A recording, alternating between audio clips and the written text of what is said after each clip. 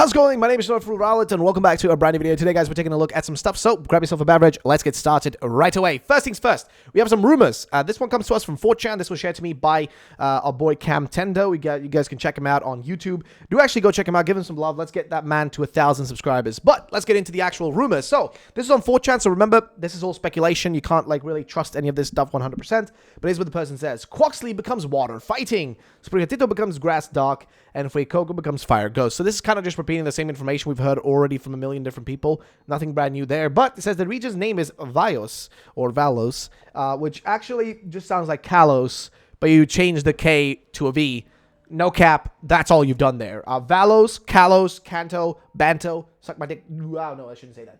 Either way, ladies and gentlemen, let's continue on. You take on the gyms as a final exam. All right, that does sound like something, again, we've heard multiple times as well. Professor is your teacher. Field of research is Pokemon types. Now, that, again, kind of singles out, this idea of, oh, there's going to be specifically some sort of, I don't know if you want to call it connection, but something to do with a third typing of sorts. So maybe that's what the deal is. But he says here, new mechanic allows Pokemon to change types temporarily. Second version allows them to change form and gain a third type. What does he mean by second version? That doesn't make any sense. Second version, in what way? To change form and gain a third typing. All right, well, I mean, maybe he's talking about the way that Dynamax is the first version of that gimmick, and then Gigantamax is the secondary aspect of Dynamaxing, right? Maybe that's what he's trying to imply here. I'm guessing that's what he's trying to imply. Maybe I'm wrong, but either way. So Zangoose and Seviper, he misspelled Seviper, get new forms. That's not true because we've already seen Seviper in the actual trailer, so that's BS. And gyms are fire, normal, rock, ghost, ice, dragon, water, bug. Can be challenged at any order. Legendary is the same dragon, but it's fighting in Scarlet and Electric in Violet. Version exclusive towns like Opaloosa City from Black and White.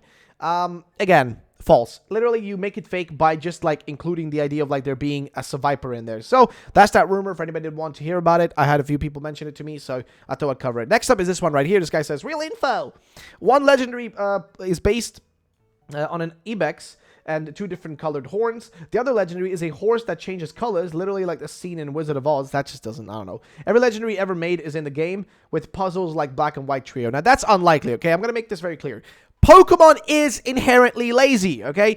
Game Freak is very lazy with this kind of stuff. They're not going to include stuff that's going to require more effort than necessary. Why would they include the legendaries and make them in any way unique and interesting to catch if, think about this, they can literally just put them inside of a makeshift gimmicky, portal and just have them all in the same area. Think about it. Ultra Sun and Moon did it too. Ultra Sun and Moon. What was it? Oh, enter Ultra Wormhole. Get into that wormhole. Here you go. All the legendaries are in the same place and they're exclusive between the games. What did BDSP do? Same shit. Oh, you want the legendaries? Guess what? They're in Romanus Park, in these caves. But even there, at least they did make it a little bit unique. At least they made each of the cave thingies a little bit different. But they didn't make it as unique as they did, back in the day for, Black and White with the puzzles and stuff you had to do. And same thing, again, also for Sword and Shield with the DLC, with Crown Tundra, you do the max layers, which, again, is just a Dynamax legendary, right? So, at the end of the day, they didn't really, I mean, at least I think Romanus Park was at least a little bit more unique because you had to catch the other legendaries to unlock the caves for the other legendaries, and, that's kind of what made it at least a little bit more unique. So, I'm hoping they might do something like that again, but I don't think it's going to be anything like all the legendaries. I think that's unlikely. I mean, we've already seen all the legendaries, but it is what it is. And that's all you saw from 2 trailers he worked on, apparently. So that's pretty much that for the really kind of bog standard rumors. Let's move on to the more interesting stuff, which I think is this kind of stuff. So this person here by the name of Mamoto 07 posted this on Reddit, kind of his own breakdown of the riddles from Riddler-Ku. Now, if you do not know who Riddler-Ku is, he is a leaker that actually came with real information in the past for Legends Arceus and Brilliant Diamond and Shining Pearl, and he's now back with riddles about the upcoming games. And some of these riddles are the following ones you see here. Now, for each month, he's been doing different kinds of riddles with different themes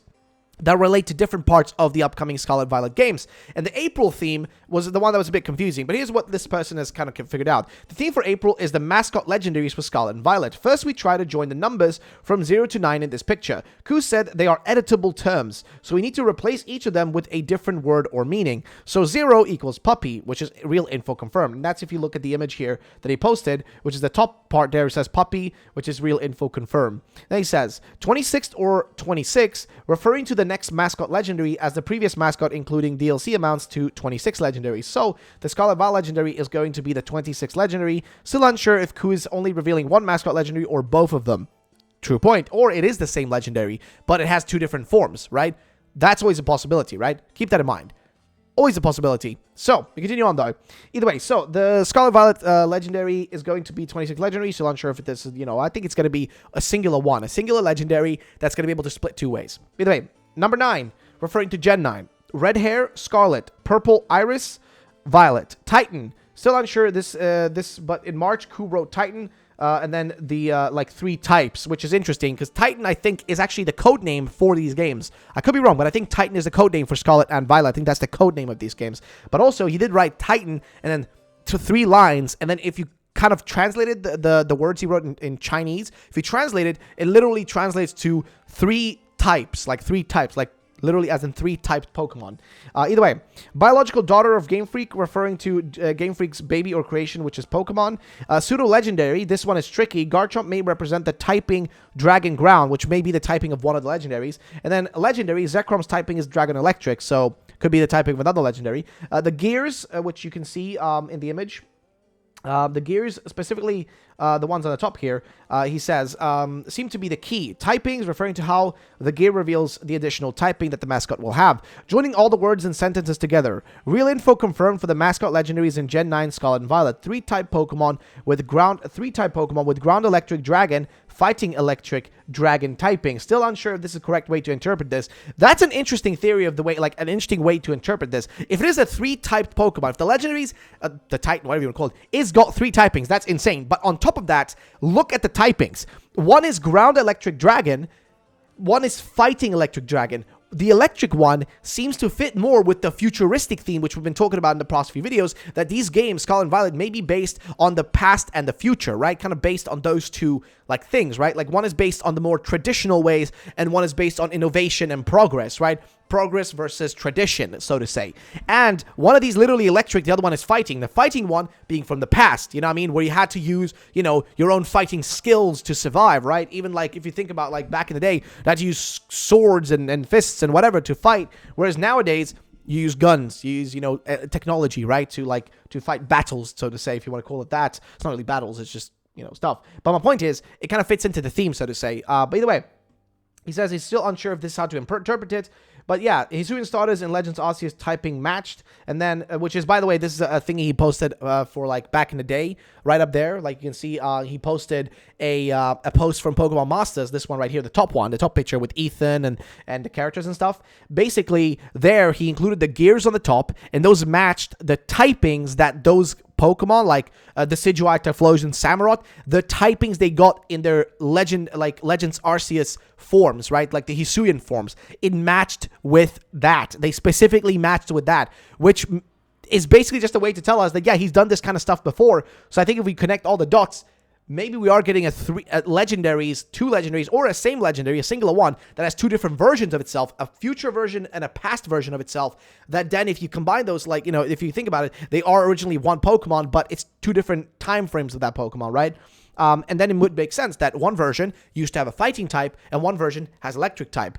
I think it makes sense, because if you think about it, Zekrom and Kyurem, didn't those 2 used to be a singular Pokemon at one point? There used to be, kind of like a connection. There is a genuine connection between those 2. So, you know what I mean? So, just the idea that, a singular Pokemon could be 2 separate ones, it's not that crazy, right? It is possible. But just the different ways they interpret it, instead of being fusion, in Black and White 2, with Zekrom, Reshiram, and Kyurem or whatever, right? Instead of it being something like fusion, instead it would be literally based on time. One is from the past, one is from the future. One is it's just the time that's changed this Pokemon, because that just fits into the possible theme here. But that's all speculation and thoughts for now. What are you guys' opinions? Let me know in the comment section down below on that one. And let's continue over to the next thing, which is specifically about something that we kind of all forgotten about, which is what's been happening with the GBA emulation. So this was leaked a few months ago now. It's been well over a month and a half to 2 months since this information leaked out, but there was information that there is a Game Boy Advance. So Game Boy, that means we're talking Ruby, Sapphire, Emerald, Fire Red, Leaf Green, etc.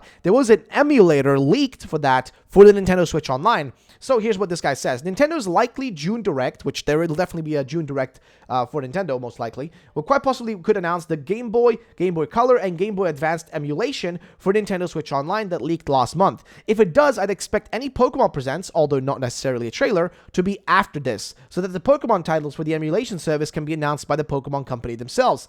Red Rescue Team and Ruby Sapphire Pinball have reportedly been tested for the leaked emulators, although I'd be surprised if main series games were brought to the Switch considering how successful the Virtual Console re-releases were on the 3DS. Just a bit of speculation, I think this is the right sub for that, but if it's relevant or if it's officially leak related, then the mods can feel free to remove this. But yeah, basically, if you guys don't remember this, I think it's really interesting that like they brought like that those were tested on these emulators, because people have been asking for them to bring back these games because it's such a simple thing. I can just download Visual Boy Advance right now and go get a ROM online on like some random website, and I can play Ruby right away if I don't have it physically on me, which I do, by the way. But like, you could just do that. And he says here, update, as these individuals pointed out, it's more likely to be the main series games than the spin-offs that would be announced at a present. Spin-offs would probably be announced in the initial Nintendo presentation, a bit like the original Pokemon Snap was last year. So that's a fair point. Move on to the next thing. So this is another kind of theory about Coup, so the Riddler Coup, which we mentioned earlier, real leaker.